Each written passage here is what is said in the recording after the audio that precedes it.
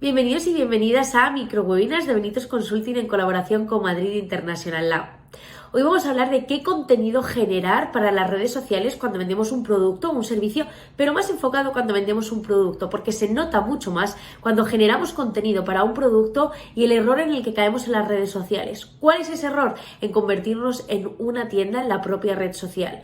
Que no te engañen, a través de las redes sociales claro que se puede vender, pero para eso tenemos nuestra tienda online por un lado y nuestras redes sociales por otro. No tenemos que convertir ambos canales en lo mismo. Por lo tanto, cuando generemos contenido para nuestras redes sociales, tenemos que generar contenido evidentemente enfocado en nuestro producto, porque no se trata de 80% contenido de valor y 20% contenido de nuestro producto, sino que tiene que ser un 100% contenido de valor.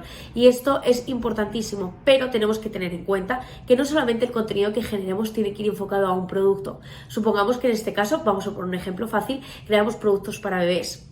Si yo en mis redes sociales constantemente estoy publicando sobre mi producto, al final me convierto en una tienda, que es lo que tengo como tienda online.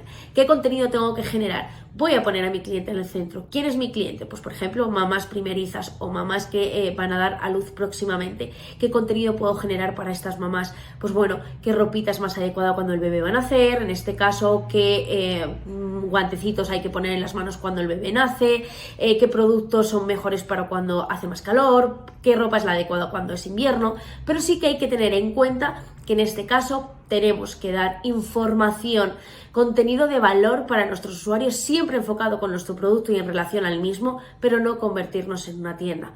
Cualquier ejemplo es válido para que penséis que el contenido en las redes sociales tiene que llamar la atención al usuario, ser atractivo y despertar la necesidad, no estar constantemente publicando sobre un producto u otro producto y sus características, sino aportar un valor asociado a tu propio producto.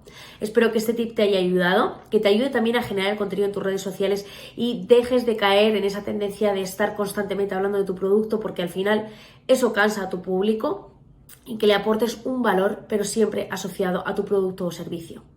Espero que esto te haya ayudado. Con cualquier duda ya sabes que me puedes contactar en mi Instagram @paulabenitos o @benitosconsulting o en mi página web www.benitos.com. Muchas gracias.